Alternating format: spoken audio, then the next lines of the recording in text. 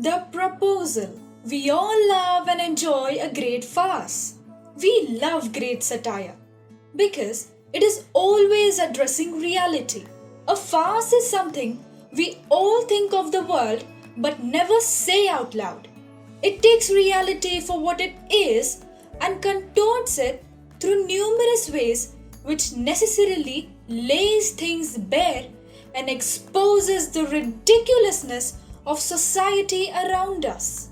And it's the same reason the proposal is such an amazing play. Because beneath its comic outlandishness, there is a comment there. A comment on high society. A comment on marriage and the way in which marriages happen. Here's a short summary of the characters and the story. There are 3 characters in the story. Ivan Lomov, the hypochondriac, someone who excessively worries about having an illness or a disease. Potential bridegroom who has come to Stephen Stefanovich Chupkov, his wealthy old neighbor, asking for Chupkov's daughter Natalia's hand in marriage. The play opens with Lomov dressed in a full suit paying a visit to a surprised Chupkov. Alert and alarmed that Lomov will ask for money, Chupkov decides mentally that he will not lend anyone even a single ruble.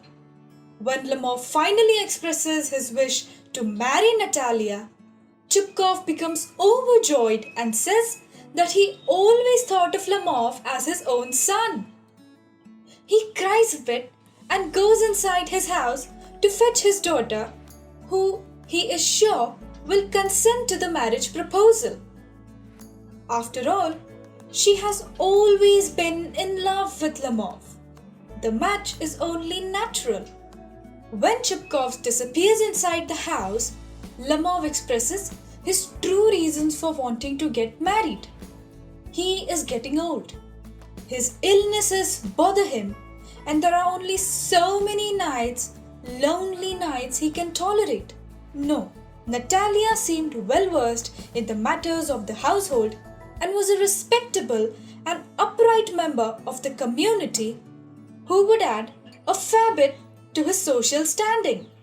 So, when Natalia finally enters the room in a nightgown, she wonders out loud what occasion Lomov is celebrating given his fancy suit.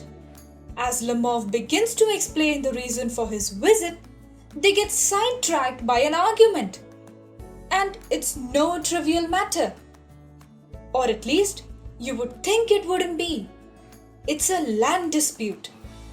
Lomov claims the oxen meadow has always belonged to him and his family, having only loaned the property to the Chupkovs. Natalia disagrees vehemently, and the escalating argument that follows leaves Lomov in a cold sweat. His heart is racing and pounding against his chest as Chupkov enters the scene and joins his daughter in defending their right to oxen meadows. Accusations are leveled and their talk of going to the court and family secrets are exposed in the public. Lomov feels increasingly unwell and finally Chupkov asks him to leave his house.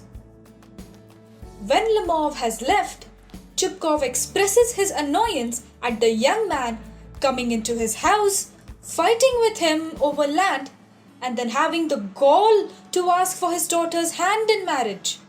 When Natalia learns of the true intention behind Lomov's visit, she immediately starts crying and regrets her bickering. In hysterics now, she asks her father to get Lomov back. Even more annoyed at this turn of events, he reluctantly gets him back and disappears into the house once again to give the young couple a chance to talk in private. Natalia concedes that oxen meadows belong to Lomov and accepts his marriage proposal. Before they can cheer and discuss the arrangements of the wedding, they get into another argument. This time, over a more trivial issue. Whose dog is better? The argument once again takes on a senseless tone and meanders quite a bit when Chekhov too joins the fray. Ivan, feeling unwell again, collapses of exhaustion in the heat of the moment. Scared that Chekhov killed him, Natalia asks her father to bring back her prospective husband and starts crying hysterically. Given to hysterics himself, Chekhov laments at not having the opportunity to have killed himself before. Amidst all the shouting, Lemov awakens and appears to have no memory of the fight. Seizing the moment, Chekhov asks them to seal the deal with a kiss before a further argument can break out. Quite a play, quite a sequence of events, isn't it? The entire scenario is not without its moments of hilarity.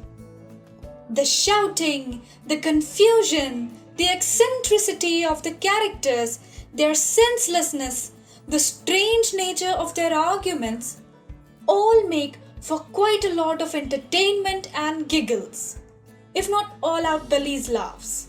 But don't be deceived so easily regarding the nature of the play. It's not just another mindless masala comedy that you might perhaps see at a nearby theatre. There's an important point Chekhov wants to make. The play exposes the delicate balance that is the institute of marriage. Why do people get married? For love, you'd think. But think again after this play. Why did Lemov want to get married? Because he was interested in finding a good wife that could take care of him. Selfish and simple. Why was Chekhov happy with the marriage? Because it took the burden of getting his old daughter married away off his shoulders. Why was Natalia happy? Because she finally had an escape from her obligation towards her father, all directed towards within oneself, all without the consideration of others. Their resulting desperation to act on their wishes is what drives the comedy in the play. That is what makes it farcical. Another aspect that the proposal manages to talk about is the life in high society. The characters seem really petty and unrelatable. All of their actions are centered around gaining wealth and possessions or to relieve some sort of social pressure. That makes this play squarely about us as individuals and our interaction with society. At what point do we question our intentions and objectives? How important is it for one to do that? And at what point do we succumb to societal expectation? There are answers, but as many questions too. And that, right there, is the genius of Chekhov.